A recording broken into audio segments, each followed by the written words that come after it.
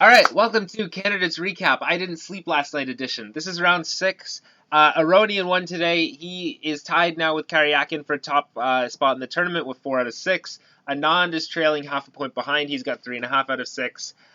Today's matchups were Anand with white against Spidler, Topalov with white against Giri, Aronian with white against Nakamura, and Caruana with white against Karyakin. Now, the Caruana-Karyakin game was particularly interesting in my opinion, so we're going to devote, I think, the majority of the video to covering that. And the rest of the games are going to take a bit of a backseat, despite the fact that they were all quite interesting in their own ways. I was really pleased with the overall chess content today. But in any event, to keep this video under like an hour, we have to pick and choose. So some of the games are covered in not much depth at all, so that we can cover the game I thought was most interesting in as much depth as it definitely deserves. So anyways, to the games we go. So the Topalov-Giri game really does deserve more coverage than it's going to get in this video. But since I do want to focus more attention on the Anand game and on the Caruana game, so I'm just going to briefly point out some things I found interesting. First of all, Topalov with the Simon Williams special, H4. I call it the Simon Williams special because I think Simon Williams is the only grandmaster to play this more than once. And he's obviously slightly insane. And this is showing that Topalov, at this point, he's got not much to lose. He's, -2 in clear last? So he doesn't have a lot to lose, so he's just going to be going for it, and that's going to be really entertaining to see from this point forward. Giri replied with c5 and reached quite a decent version of a Benko gambit for him. The point being that h4 is obviously not a move that white would normally play in a Benko gambit. Later on, they reached some position like this, which is quite a good Benko, quite a typical and quite a good Benko endgame for black, in that it is an ending and he is a pawn down, but he's got no real targets in his position for white to attack. Meanwhile, a2 is kind of weak, d5 is kind of weak, h4 is kind of weak, and Giri wound up winning his pawn back in due course, and eventually reached a slightly favorable rook and knight ending, which he was unable to convert into a win. He did come relatively close, but he failed to convert into a win, and the game was drawn around the 70th move. So I was considering just ignoring the Aronian Nakamura game in this video to give more attention to some of the other games. But with the blunder at the end that just occurred literally like 2 minutes ago, I thought I would have to show that quickly. First of all, interesting moment from earlier in the game, which I first saw pointed out by International Master Johan Solomon on Twitter, was the reason why Nakamura can't play knight h5 here, which seems like a natural move to attack the queen and to potentially take this guy. The problem with that is actually a beautiful combination. Pause your videos if you want to find it. Yeah, queen takes f7. Forces, well, it doesn't force mate, unfortunately, because black can play king h8. But that, of course, white is completely winning after something like knight takes g6. If the queen is taken, then there's the beautiful mating sequence. Bishop d5 check, king f6, knight e4 check, king e5, f4 check, knight takes f4, g takes f4 mate. Bishop takes f4 mate if you prefer, but I prefer g takes f4 mate. So anyways, not entirely relevant to the game itself, but that was too beautiful to not go over quickly. So fast forwarding to the ending, there were some other interesting moments, but we're just going to have to skip over them for the purposes of this video. The rook ending was fairly back and forth. Aronian was winning, and then it was a draw again, and then Aronian was briefly winning again, and then it went back to equal. And in this position, the game should probably be drawn. Nakamura can play something like rook a6, and despite the 3-on-2, black's got a nice fortress going on, and it's not clear that white can win. Instead, Nakamura made a mistake, presumably in time pressure, king f8, which just allows white's king to come in, and black is ceding too much ground by doing this. And rook a6 check can be met by rook d6, and white's now occupying the 6th rank, and he's made significant progress. if you compare this to, say, rook a6 instead, even after rook b6, the rook can move somewhere else. And the fact that white king hasn't gained entry into the 6th rank means that he probably can't break through. But in this case, he's actually made significant progress. Rook a8 was played, and then h5, and black's totally lost.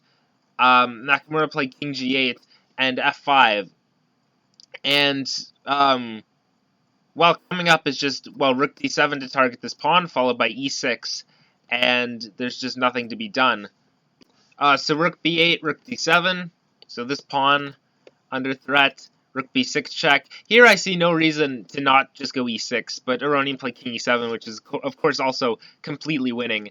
Rook b5, rook d8 check, king h7, king f6, and yeah, this e pawn is just gonna march home, and Aronian won the game. So yeah, things aren't going too well for Nakamura. I think there's a lot of rounds left, but it's gonna be hard to see him actually legitimately contending for the top spot in the tournament after such a start to it. But we'll see how that goes. Aronian now moving up in the standings. He's proving himself to be a legitimate contender over the course of this tournament. To Anand's Fiddler we go. This position was reached after the 15th move from a Ruy Lopez. Not a Berlin, mind you. It was a Ruy Lopez with a6 on move 3. So here Anand took on b5. This is actually a really important moment. We'll come back to this later. Fiddler took back, then Anand took on e4, and Fiddler took back. And now Anand played a good move. He played the temporary exchange sacrifice rook takes e4. And this is a clever move because the point is that if black takes this, then he's going to be in a lot of trouble because after white captures it back, first of all, this rook in the corner is attacked. And if you move it, then there's the classic Greek gift sacrifice on h7, and black is simply busted. Because after, for example, king takes h7, knight g5, if you go back to g8, then queen h5 with the mate threat here, and you can't really stop this without checking your queen at g5. Similarly, if you come forward with the king to g6, then queen d3 check, f5, and then the queen swings over to h3 with the same mate threat on h7, and conveniently for white, this bishop is currently blocking the rook's path to h8, which, like, if this bishop were on some other square, or just not on the board entirely, rook h8 would defend. But with the bishop in the way, black again has to check his queen on g5, and then he's obviously losing. So this is a clever move from Anand. Fiddler can't take this. Instead, he played a blunder. He played knight b3. Now, the point of this move is that, first of all, this knight's immune to capture, because if Anand takes this, Fiddler will take on e4, and he can now safely win the exchange without having to worry about any bishop takes e4 or bishop takes h7 nonsense. And he is attacking the rook on a1, so white can't immediately go for any sort of knight g5, queen h5, rook g4 mating attack, because right now his rook is hanging. However, he can simply play rook takes a8, bishop takes a8, now there's no more hanging rook on a1, and now go knight g5. And already, Fiddler's completely busted. He tried knight takes c1, queen h5, h6, queen takes f7, and there's really not a whole lot to do. King h8, and now this nice move, rook g4. Uncovering the bishop on c2, and getting ready to play queen g6, and to give mate on h7. Fiddler tried queen a5, threatening mate on e1, but Anand just went h4, and the mate's been parried, and there's no defense to all of white's threats, with all of these pieces looming around black's king, queen g6, the rook being hanging, and so on and so forth. So that looks like a nice miniature for Anand. He knocks Fiddler out in 24 moves, and that looks like quite an inexplicable loss from Fiddler, in that knight b3 seems to lose so simply, following rook takes a8, knight g5, queen h5. Now, admittedly, I haven't watched or listened to any of the postmortems or press conferences, but I have a theory as to why this happened. So there was another game in a very, very similar line between Alexei Shirov, and Alex Onischuk, played in 2004. And that game followed the exact same line up until this knight b3 move. The only difference is A takes b5 and A takes b5 were not inserted. So that game instead went knight takes e4, d takes e4, rook takes e4, and then Onishchik played knight b3. And this move made a lot of sense because there was no intermediate rook takes a8.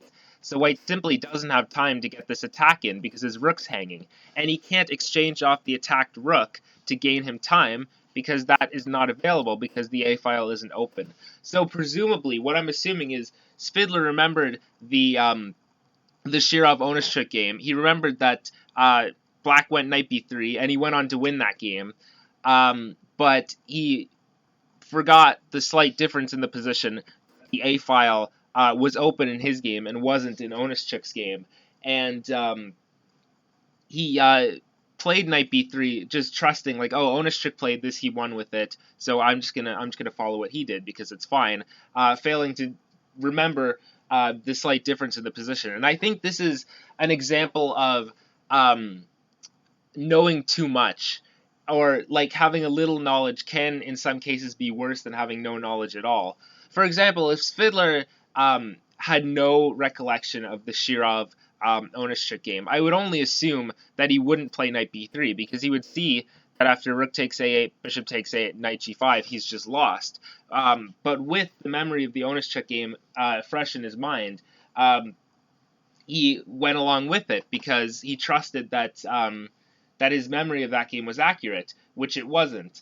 And that's why I think Svidler lost this game in the way that he did. That's just a theory, although I can't find any other compelling reasons as to why he would play knight b3 there, other than he vaguely remembered the game from 2004, and I don't want to say blindly followed it, but trusted that the idea would work in his game as well, which it did not. But in any event, nice win for Anand, not to take anything away from him, and that puts him very much back in contention for the tournament lead here early on in the candidates. Now for the grand finale. This is Caruana Karyakin. So it's Black to play on move 18. He can play something simple like rook d8 and maintain rough equality, but that would be no fun for us spectators. Instead, Karyakin played bishop takes b4, allowing white to play knight c6. Now, his queen's attacked. If he moves his queen, then his bishop hangs, and he's down a piece for nothing. Not to mention this guy being hanging as well. So instead, Karyakin was forced to play a queen sack. Bishop takes c3, knight takes d8, bishop takes e2, queen b3, bishop takes a1, rook takes a1, rook a takes d8, rook takes a7. So a bunch of captures just took place. What's the body count at the end of that? What does Black have for his queen? So he's got a rook, he's got a minor piece, and he's got a pawn.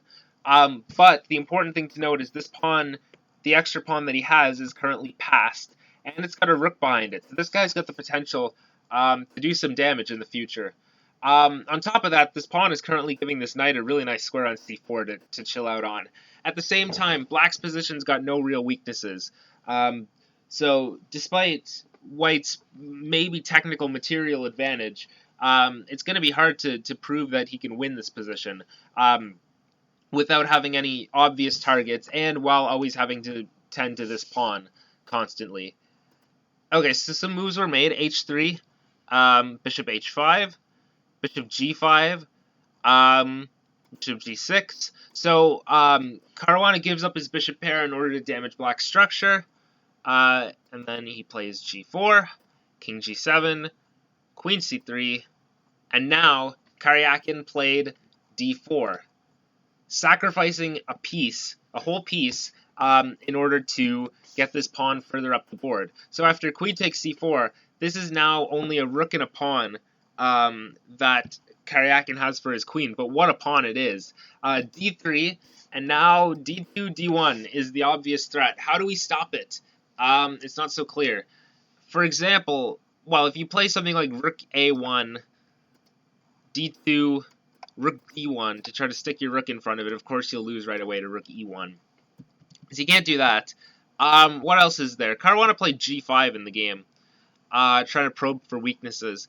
Also possible is bishop f3, trying to stop the pawn with the bishop. d2, and then something like king h2. Queens takes. And now we've got another weird material imbalance. Black's got a rook and a bishop for the queen. There's kind of the randomizing factor going on with white's king being as weak as it is, and this rook being ready to come into e1 and give all sorts of checks. So, for example, the obvious plan is to, well, you've already got both of these guys lined up on f7. The only thing that's holding that together is this bishop. So the obvious plan is to try to kick that guy away with h4, h5, right? Problem with that is that after h4, rook e1, if you go h5, then we give a check, we give another check.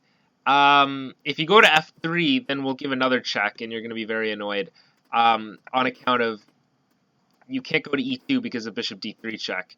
And then you have to go to f4 anyways, which is the same thing. King f4, and now bishop takes h5. Just picks off that pawn for free because g takes h5 is impossible due to the skewer. So, I mean, it's hard to say whether white can win this ending or not. But it's safe to say that it's not easy. If it is winning, it's not easy. And if it is drawn, it's not easy to draw it. I just wanted to demonstrate this obvious plan doesn't work. And if that doesn't work, it's not entirely clear how to break this funny construction here.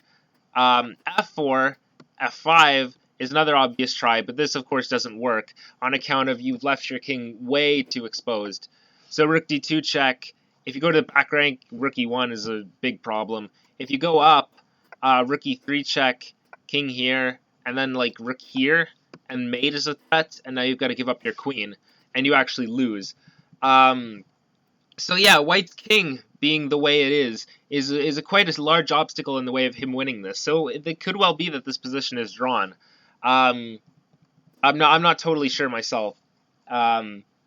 Although of the computer's variations in its attempt to demonstrate that white's totally winning, I haven't really yet seen anything entirely convincing. Anyways, that was a possibility. Caruana instead went g5 rather than bishop f3. d2, g takes f6 check. So he's hoping for king takes f6, at which point it'll be black's king that's too exposed. And after like queen here check, yeah, this is a problem. On rook e5, there's rook a6 check, and the king has to either go to f5, which is a problem, or go back and hang the rook. And then like king g5, and black's king is far too exposed. So bishop f3 now, d1 queen, bishop d1, rook d1, king h2, and you get a similar sort of position to the thing we were looking at earlier, but this time it's black's king that's more exposed than white's, so white should be able to win this. Although, even still, it's not clear that white is able to do so. But in any event, that's not what he should do. Karyakin played in the game king back to f8, which is the correct decision, keeping his king quite safe. Caruana,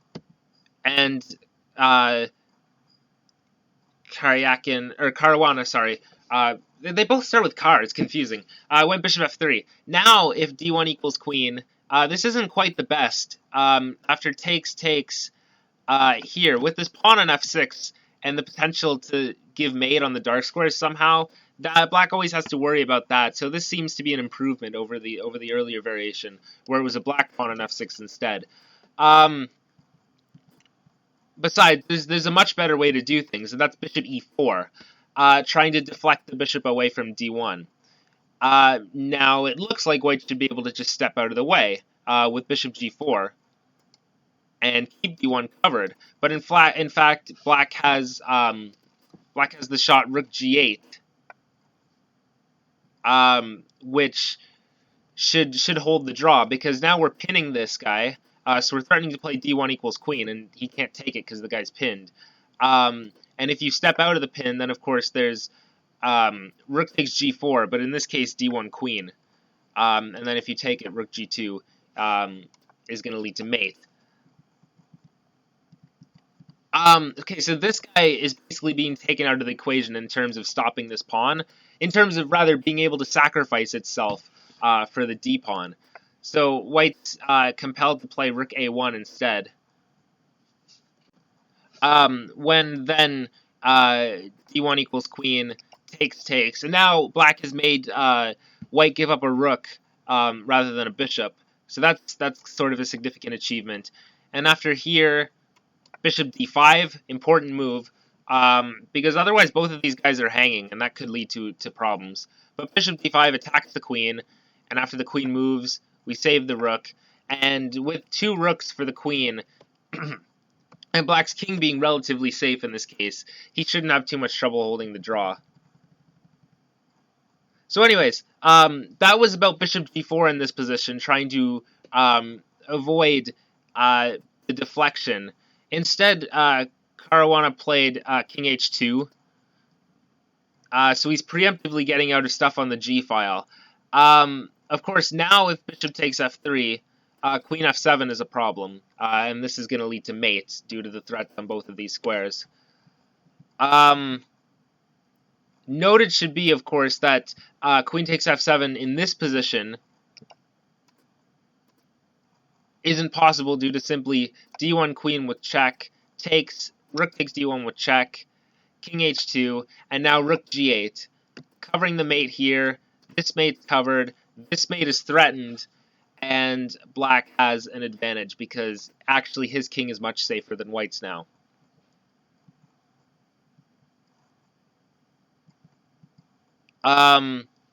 So yeah, king h2, but the bishop went back to d5, and this is a really clever move, because it's both stopping the queen from taking on f7, and it's still trying to deflect the bishop. So you can't take this, of course, due to d1 equals queen. Okay, so Caruana moved his queen, rook g8, and now there's only one move for white that holds, actually. Before it was white that was pressing, now white's got to make an accurate move to hold the position. Now, the queen's attacked, and if you make some obvious move like moving it, then the problem is that black's first going to chop this guy, and then he's going to be able to queen, and he'll be a rook up in the resulting ending. So white can't do that. Instead, he has to play bishop back to d1, avoiding this piece exchange, so avoiding this pawn becoming a queen. Now white is sacrificing back the queen that Karyakin sacrificed so long ago. And now the material balance has been restored, materials equal, and the game was agreed to draw.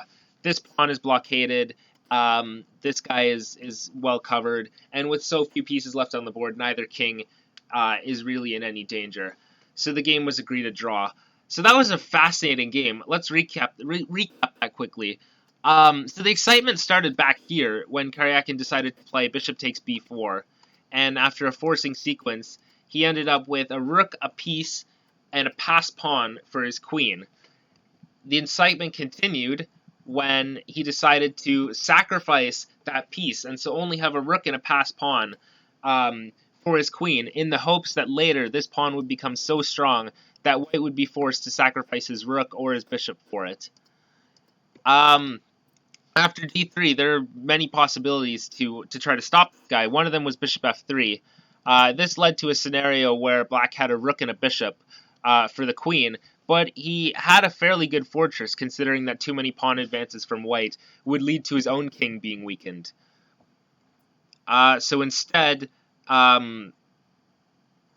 g5 was played. So Caruana tried to get at black's king a bit more than he would be able to in the other variation before going bishop f3. But now available was bishop e4, a clever trick to try to deflect this bishop. If bishop d4, then rook g8 equalizes for black, because we're taking this bishop out of the equation for a bit, and then this pawn will have to be stopped by the rook, who will have to give its life to stop the d-pawn from becoming a queen. So king h2 instead was played, but then bishop d5, stopping the capture on f7 and continuing to annoy this bishop and attack the queen. Finally, white was forced to sacrifice the queen back for the rook to avoid this pawn queening. So before white sacrifices queen back, black had only a rook for the queen, but after white sacrifices queen back for black's rook, material was even. Parity was restored, and a draw was agreed. Right, so that's it for this one. Thanks for watching. Like and subscribe and whatnot if you want to, and I'll see you guys in round 7.